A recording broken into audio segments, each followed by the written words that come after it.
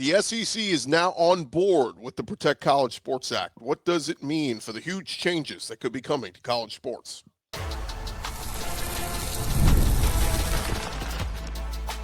You are Locked On SEC, your daily podcast on the Southeastern Conference. Part of the Locked On Podcast Network, your team every day.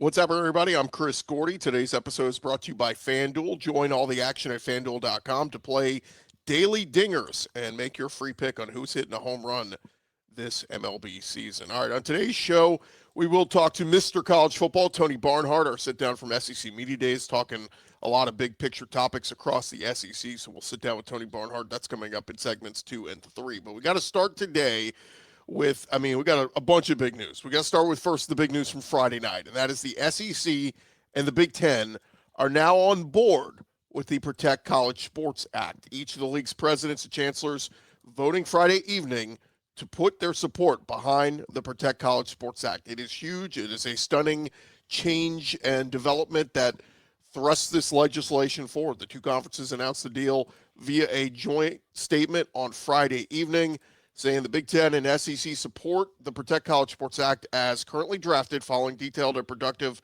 negotiations with Senator Cruz, Cantwell, and Schmidt and their respective staffs. We appreciate the substantial work that has gone into this effort. The senators mentioned in the joint statement said that the support of the two major conferences allows this bill to move forward, and that comes at a key time with the United States Senate's August recess looming. Just because the bill is moving forward, though, does not mean that it is surefire guaranteed to become law.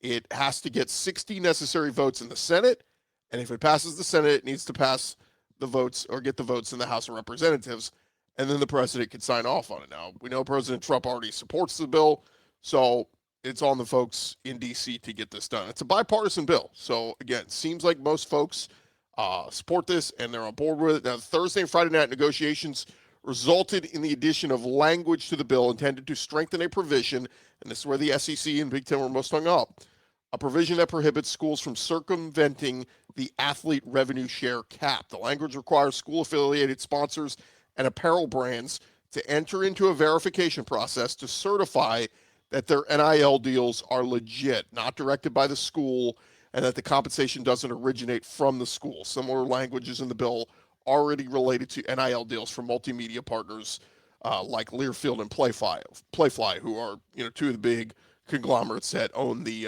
like the radio rights and that sort of thing. Basically, what's happening here, and just to kind of simplify it for you guys, you had some schools that would say, let's say like pick LSU as an example. They are, I believe, they're a Playfly school. They throw an NIL offer. They're using their revenue share, right? So their money, their $23 million or whatever from the revenue share, to pay players. Well, like Sam Levitt, who, I don't know, according to reports, got anywhere from, $4 million, $6 million, whatever it is, for LSU to come back and offer him. Like for Lane Kiffin to offer that, they had to build a deal built around an NIL deal through Playfly, who's a partner, and said basically, okay, we'll get you X amount of million, and then you on the back end are going to have to fulfill these responsibilities for Playfly and record commercials for them or whatever the deal is. Well, basically, they want that to stop. Like, they want to say the school can only offer money from the revenue share and from a retention share, which we'll get to that in a second. But basically, it's not to say Sam Levitt can't make that kind of money. It's just he would have to get that deal on his own via an NIL deal with a business out there. Now, look, there are, LSU alums who own a business. They can go into a partnership deal with him on an NIL deal. Again, it would have to be cleared through the College Sports Commission, who approves NIL deals, and it has to be on the up and up. But the goal of all this is to establish a more strict cap by including into the cap all affiliated NIL deals, aside from those authentic deals that are ratified through the process, is a key point for the school presidents and commissioners in all four leagues. So basically, it will raise the athlete cap from $21.3 million, which is the revenue share, to about $48.8 million. So it's an additional $20+ million pool for player retention. That was key. Senator Eric Schmidt from Missouri saying we have to stay to get this thing done, and he is hoping that it can be voted on the Senate floor possibly as early as Thursday of this week or as late as Saturday. He said, if we got to stay to get it done, that means working Friday and Saturday on this thing. But Schmidt believes the bill could get as many as 80 votes in the Senate. So if that does, this thing will pass with flying colors, and the SEC and Big Ten's support has been central to the passage of this bill. There was an urgency to hold a vote this week before the lawmakers leave for that month-long recess. Now, the key components of this bill, a lot of people are like, what is the College Sports Act? What exactly is it? Here are the keys to it, in addition to what we just talked about. Number one, it's going to grant the NCAA and conferences a limited antitrust exemption. Implement the one-time transfer rule. This is the big one that all coaches want. You can only transfer once. You pick your school, you go to that school, you want to hit the transfer portal, that's great, but choose it wisely. If you want to transfer your sophomore year, your junior year, your senior year, whatever, you only get one-time transfer. That's the big one the coaches all want, so it's not the Wild Wild West out there. Standardize that 5-year eligibility policy. We know the D1 committee voted on that, but there's still some wiggle room on that, or can I run to a judge to get this overruled? No, in the Protect College Sports Act, this is legalized as law. It's 5 years, and that's it. You get 5 seasons to play 5 years, and that's that. They also would ban professional athletes from returning to college. They would establish an agent registry, and agents would only get a maximum fee of 5%. I like that. Saves these kids from getting taken advantage of. Many already have by some of these agents. And then it'll create a more strict athlete revenue share cap like we've been talking about. So those are kind of the gist of it. And like I said, a lot of these folks have been working on this for months. Ted Cruz, Maria Cantwell, and others.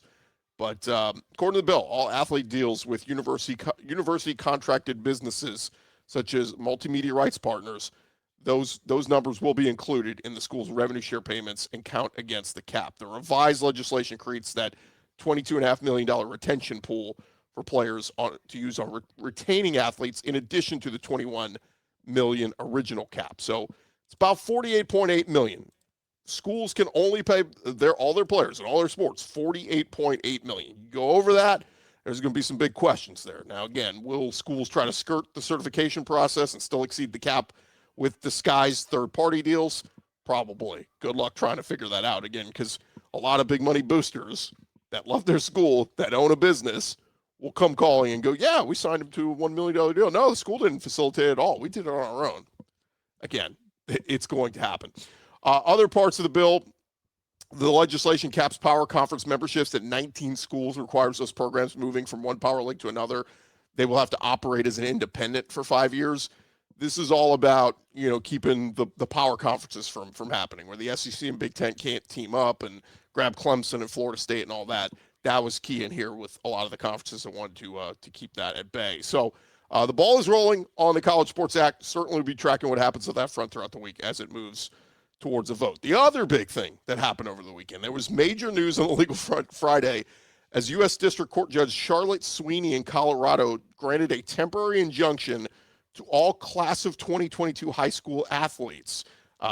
News came out that, hey, if you were a class of 2022 athlete and you played as a senior this past year, you're going to get another year, because this whole thing of passing, everybody gets 5 years moving forward. Well, what about those kids that just left school? They should get another year. There were first rulings from a Nashville chancellor, and then, of course, this judge in Colorado, and there were some notable names looking for that 5th season.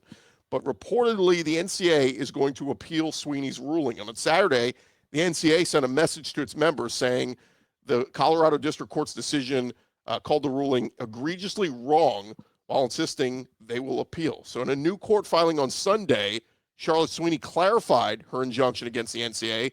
In her initial ruling, she said all high school class of 2022 athletes are eligible for a 5th season. She then clarified Sunday her injunction only grants athletes in the class a 5th year. It does not include transfer rules, roster caps, revenue share caps, all that stuff. So a key question is whether players will be able to leave their former program. What if there's no roster space? Hey, look, I'd love to come back for a 5th year. Oh, but our roster's full. We don't have space for you. Again, my mind, the thought would be if the player is good enough, you'll find room, right? You'll find that extra roster spot. But the ruling seems if a player's initial school does not have a roster spot available, then they seemingly will not be able to take advantage of this ruling. So, look, a lot's going to come out of this one. The NCAA transfer portal rules remain in effect. They basically said if you didn't enter the portal back in January, you can't transfer anywhere. But I've seen people bring up okay, well, why would you have entered the portal? You thought you were done with eligibility, so you wouldn't have entered the portal. So a little bit of a contradictory thing there. And then some people say, well, what if you're a grad transfer? Somebody also brought up there's a no draft rule. In other words, athletes who entered the NFL draft and didn't withdraw, went undrafted, you lose your eligibility according to the rule that's in there. So, look, an Ohio judge granted a preliminary injunction for 24 men's and women's college basketball players suing the NCAA for eligibility on the age-based model earlier this summer. And then we heard a number of players this past weekend coming out and saying they'd be interested in coming back. Ja'Cory Thomas, former Georgia DB, Kentucky linebacker Alex Afari. Also, you had Mizzou basketball forward Mark Mitchell saying he wants to go back to college. So this one is going to be very interesting to track and see if some of these guys who just graduated, thought they were done, get another year of eligibility. And look, we're already in August. Camp starts this month. Something's got to happen very quickly there. And I think some of these schools are going to have to figure out, okay, do we have a roster spot for these guys? Because, again, can't hit the transfer portal, can't transfer and go elsewhere. All right, quick news on Eli Drinkwitz updating Ahmad Hardy ahead of fall camp. Drink meeting with reporters Sunday. He was asked about Ahmad Hardy and what his status is. He had said at media days that he had been medically cleared, but was not yet at a point where he could be a full participant in practice. Drink said he will not be a participant in practice this week, but he will be a participant in rehab and walkthroughs as we continue to get him acclimated to what would it take to play football. I think maybe in 2 weeks, there may be another update on where everything is at. So, look, August 3rd, we will see in 2 weeks.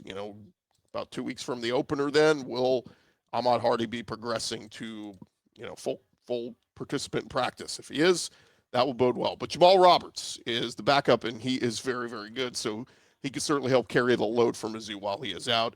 Mizzou will open the season against Arkansas Pine Bluff coming up on September 3rd. Quick recruiting nugget over at Texas. They got another big-time commitment in recruiting from the number 3 running back in the class of 2027. 5-star running back Landon Williams-Calas comes from Richmond, just outside of Houston. 5'8", 190 pounds, and offers from a ton of different schools. Has totaled 7,500 yards and 133 touchdowns so far in his 3 years of high school ball. He's the number 3 overall running back, the number 29 overall prospect, and the number 3 player from the state of Texas. So big-time commit there to go with their other 5 stars. And Ismail Kamara, the offensive tackle, Casey Curry, the D lineman, and Easton Royal, still committed to them, wide receiver. We'll see if he ends up flipping to LSU, which has been a rumor out there. And then other recruiting nugget over at Georgia. They beat out Clemson for a 4-star in-state defensive back in Seth Williams. He's a 4-star, 6'2", 180 pounds, number 37 safety in the country, number 45 recruit from the state of Georgia. So quick recruiting nuggets there. All right, thank you guys for making Locked On SEC your first listen of the day. Coming up next, we sit down with Mr. College Football, Tony Barnhart. Always love visiting with him every year this time of year. That is coming your way next. Baseball fans, if you think you know who is going to hit a home run tonight, FanDuel is giving you a free chance to call your shot with Daily Dingers. It is easy to play. Just make your free pick on who you think will hit a home run in their game. If you're right, you'll receive a profit boost to use on your next bet for a chance at extra winnings. And the best of all, you can make a free pick every day throughout the MLB season. Daily Dingers is another fun way to stay engaged with every day's games, whether you're following your favorite team or just keep an eye on matchups across the league. Every game has someone capable of going deep and get a chance to make your prediction before first pitch. And look, there are certain players where every at-bat feels like something big could happen. If you haven't been watching Yordan Alvarez in Houston, certainly been fun to watch him. That's what makes Daily Dingers fun. You get to back the player you think is ready to go deep that day. So if you are ready to play your game, join all the action right now at FanDuel.com. That's FanDuel.com to play Daily Dingers and make your free pick on who you think is hitting a home run. Play ball and swing for the fences on FanDuel, an official partner of MLB. It is not a trip to SEC Media Days without a visit with Mr. College Football, Tony Barnhart. Tony, I made the mistake going back and looking. You and I have been chatting for 15 years at this thing. You missed 1 year a couple years ago. Yep, I think you were under the weather. But outside of that, we've been doing this for that long. And welcome in, man. I feel old. I don't want to make you feel old, but you've been doing this a while. This is I just completed my 50th year of doing this, and which is hard to believe in itself. Although when I told my mother what I was going to retire, she said, how long you been doing this, son? I said 50 years. She said, that's That's a nice round number. That was her way of saying, yeah, it's probably about time for you to go sit down, son. What do you make of the state of college football and where we are right now? You know, the irony of all this is that with all the stuff that's going on off the field, the stuff that we're having to deal with, the game as it's played on the field is as good or better than it's ever been. I mean, it's a great, great game. And what we've got to do is the adults in the room, we've got to come up with some sort of structure that will make it financially sustainable. Right now, it's not. You can't just go ahead and buy you an $8 million quarterback in the spring because you need a quarterback. There's got to be, the NFL doesn't do that. So we've got to come up with a system that will allow us to have some structure, some guardrails. Yeah, it's a tough balance too, because I think most people are fine with players getting a share of the pie, right? I mean, for years it was room and board and a scholarship, and that was it. And so when they're household names and able to profit off of their name, image, and likeness, I think most people are fine with that. But also, it's got to be realistic. We can't have billionaires throwing big checks at kids to get them to school. It's got to be something that's sustainable, and this is not. Now everybody's getting by, and if your team got the $8 million quarterback and won the national championship, you're just fine. Everything, right. but for the game, good of the game as a whole, you're going to have to find some kind of structure. What do you make of the SEC? It feels like it's as competitive as it's ever been. I mean, it feels like even the teams that are bad are still in competitive games with the best teams week in and week out. I've said this the last 3 years, and the fact of the matter is that there are a lot of really good teams in this conference. Not sure there's a great one. Texas might be a great one. We'll see, with a generational quarterback. I think Texas and Georgia are the two best teams in the conference. But it's going to be interesting to see how this plays out. I don't know if there's not an Ohio State national championship team in the SEC. Maybe Texas becomes one of those teams, but we're going to have to wait and see. It felt like for a while, Kirby, the monkey on his back, he couldn't win the big game in Atlanta, couldn't break through and win an SEC championship. And now here we are.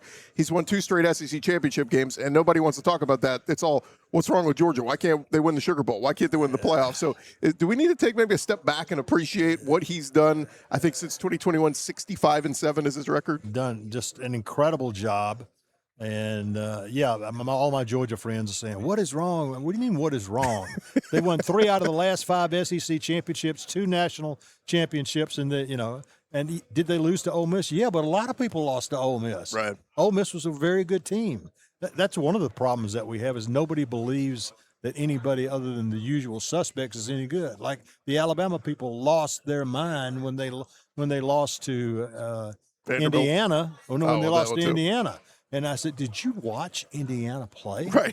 They beat everybody. They beat everybody. They're just better than everybody else. And so, it's the SEC is week in and week out, which is why the committee has got to start taking a closer look at the strength of schedule component that they promised they were going to do. Right. And they didn't do it last year, in my opinion, or they would have had the SEC would have had another team in the playoffs. Yeah, I mean, I always say, you're just going to put in teams that go, 11-1, 10-2. Well, a monkey could do that. Let's use some critical thinking here and look at resumes. We do in college basketball, quad 1 win, quad 2 win. Why are we not using that same logic with football? And it absolutely should be. It absolutely should be. And again, here's the reality. When you really break it all down, a 9-3 SEC team playing a 9-game SEC schedule is a better team than a 10-2 Big 12 team. I'm sorry, that team is better. God bless Texas Tech. I hope it all works out for them. But they are not on the same level as the Texases and the Georgias and the LSUs and the Ole Misses of the world. That's just a fact. Why did they go to a 9-game conference schedule then? Did they get duped? I don't think they got duped. I think they understood. Well, first of all, you got to do something to generate more income. Right. And everything that you see now, LSU has what? A $40 million roster. Ohio State has a $40 million. To get a $40 million roster, you got to come up with $40 million. Right. And you can't take down a revenue stream. And so that's, I think it was something that they had to do. Now you got to figure out how to pay for it. talking with Tony Barnhart. Where do you fall on the Lane Kiffin drama? It's either he is the biggest villain to ever walk into college football, or is he a really good coach and he's going to do good things at LSU? Well, first of all, he's a really good coach. I mean, and the question is, how does he handle the situation? Of being in that situation. Is this true? Somebody told me, I don't follow gambling, so I don't know what's going on. But somebody told me that the over under for LSU is 8.5. Could that be right? Yep. That ain't gonna get it. I mean, are you kidding me? Anything less than 10 wins is going to be an absolute disaster. Yeah. Well, but okay, I'll take that back. 9-3. If they're 9-3 and in the playoffs, okay, I can live with that. I think even 9-3 and on the outside looking in, it's his first year, maybe, But you're right. The whole reason you left Ole Miss. If they go 9-3 and don't make the playoffs with that a $40 million roster and paying him what he's getting paid and the coaches, that will not go over well.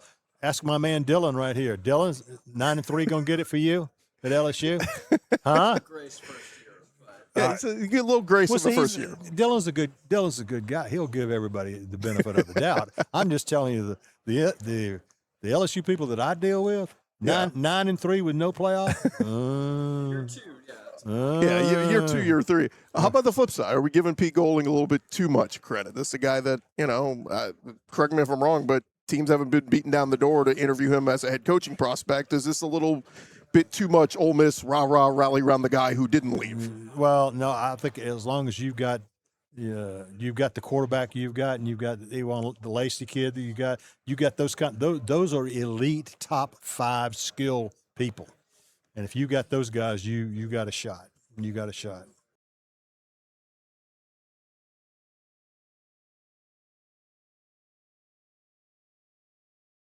What do you make of the newer coaches of the new group? Who excites you most? Jon Sumrall, Will Stein. We got a whole bunch of Ryan Silverfield. Man, I've got a bunch of Gator friends. They love Jon Sumrall. Yeah, this guy knows. Because now you can watch a team and if they're a well coached team or not. Do they get guys on and off the field, on and on and on, and everybody loves their new coach. They should hopefully love their new coach before he plays the game. But I think Summerall is going to be the guy that you need to watch. It's going to be fun to see what he does, especially over time. I mean, it may have success in year 1, but yeah, certainly feels like the guy that to get excited about long term. We're talking to Mr. College Football, Tony Barnhart. You always appear here on behalf of the Dodd Trophy, and we got a couple of SEC guys on the list this year. Yes, Kirby Smart is on the list, and we represent the Dodd Trophy because it's a different kind of Coach of the Year trophy. And a lot of guys qualify because they win a lot of games, but not only do you have to win a lot of games, but you have to do it. How do your players work in the community? What are they doing academically? And there's a checklist of things like that. And I get asked to put my name on a lot of different things. The Dodd Trophy is the trophy that I choose to support, and I'm very proud to have my name associated with it. You told us last year about the book you were working on, Mr. College Football, 50 Years of SEC Memories. You were telling us off air that it's in the works. This thing is getting ready to come out. I imagine, there had to be a ton of brainstorming and probably having to go back and think of stuff that you've completely forgot about over the years. Oh, absolutely. Absolutely. Because it's a combination of my older memories but there's a bunch of new memories that I created. Made some great road trips. Went to the Midnight Yell at Texas A&M, which was on my bucket list. Went to Oklahoma. Spent the afternoon with Barry Switzer at the Midtown Deli. Wow, which is his favorite hangout. Things like that. Had a reception in Florida. My wife and Jerry Spurrier, Steve Spurrier's wife, are buddies. They put together a reception for us in Gainesville at, oddly enough, Spurrier's Gridiron Grill, and we were there for that, and we had a blast there. And the night ended with Coach Spurrier and I doing a champagne toast to each other. Now go figure. That's awesome. That's a memory. He didn't make you wear Gator gear, did he? No, he said, well, my buddies told me not to toast Barnhart because after all, he's one of them bulldogs, And I told him, no, I said, Barnhart's not like them dumb, and he said another word, but it isn't dumb, them dumb bulldogs. He's all right. So we did a little toast to that. And I said, after he said that, I was not one of those dumb bulldogs. I said, now, Coach, I know there was a compliment in there somewhere. Right. I really do. And so I said, Coach, you came on my radar in 1966 when you were winning the Heisman Trophy at Florida. You were trying to win Florida's first ever SEC championship game, and all you had to do was beat Georgia in Jacksonville. That's all you had to do. And Coach Spurrier, I hate to be the one to remind you of this, but Georgia beat you like a yard dog. Okay, and so that was fun. That's great. Is there anything you think that's going to get left? I mean, I'm sure you sit down and write and come up with a million things. I'm sure there's going to be stuff left on the cutting room floor, right? Sure, there always is. There always is. It's a book of about 50,000 words. Yeah. And so you're gonna have stuff that you can't get in the book. But I was very, very pleased. My wife is a wonderful editor and organizer, and she helped keep me on the straight and narrow, which she's been doing for next year we'll be married 50 years. Wow. We'll have that 50-year anniversary. I have to write a book about that too. Oh my. Last thing before you talk about Mr. College Football, Tony Barnhart, you kind of mentioned it earlier, but Texas, Georgia, kind of the consensus top two teams in the league this year? Yes. They're my top two teams. I've got Texas winning it, but I think, I don't think Kirby Smart gets as near the praise he should get because he's done just an incredible job. And he's in his 11th year at Georgia, and he's already the fourth most winningest coach in the history of the University of Georgia. It's crazy too. He's won at an all-time percentage. Real quick on Texas, it's crazy. Got to be crazy for you to be watching the Mannings throughout the years and to be watching the next iteration of Arch. It does feel like, though, I've heard the words from Texas this offseason, all in. We're all in. Like, it would be a little bit of a stain on Steve Sarkisian if they go several years with Arch Manning there and don't win a playoff game. Absolutely. There's no question the pressure's on. But there's also no question they've got a $40 million roster, and they said we have to build a support structure for we have a generational quarterback. Now, what are we going to do to help him? Yeah. And I think he's going to get more help than he's gotten before, and they've got a roster that's very, very talented. Got to play Ohio State out of the gate. Let's see. Yeah. Let's see how that goes. Let's get him in Austin this time around. That is true. A little bit easier. That is true. Last week for you, we've been asking everybody this all week. Have a question of the week. Just don't have to give it too much thought, but just whatever comes to your mind. Favorite TV show of all time? Oh, no question. Smash. Wow. Okay. No doubt. Great writing, great acting. Absolutely one of the best. That series finale got it was unbelievable. broke TV ratings. Yeah, unbelievable. Alan Alda is one of my absolute favorites. Gene Chiswick said The Andy Griffith Show. It's a great program. pretty good one. Great program. Well, if you grew up in small town in the South, right? And I did. You'll appreciate that. Yeah. So. I tried to get him to whistle the song. He wouldn't do it. He is Tony Barnhart, of course, Mr. College Football, 50 years of SEC memory is going to be coming out next year. And then the Dodd Trophy, a preseason watch list is out. Tony, always appreciate the time, man. All right. Thank you, my friend. Hey, thank you guys for tuning into today's Locked On SEC. Make sure you subscribe and follow so you get all the latest episodes. And don't miss an episode, as we'll be taking you throughout the next couple weeks, getting you ready for the start of another SEC football season. And, man, we got still plenty of interviews that we haven't brought to you yet from SEC Media Days. We've got Trades Green and TJ Daugherty from LSU, Ty Bryant, Willie Rodriguez from Kentucky, Jamal Roberts and Nick Rodriguez from Mizzou, Miles Graham from Florida, and, other conversations with Dari Noka, Cousin Shane, Matt Stahl, Matt Flynn, Sam Acho. I mean, the list goes on and on with the folks that we are still going to bring you interviews from. So keep it locked right here to Locked On SEC. Make sure you follow me on social media. I'm at Chris Gordy.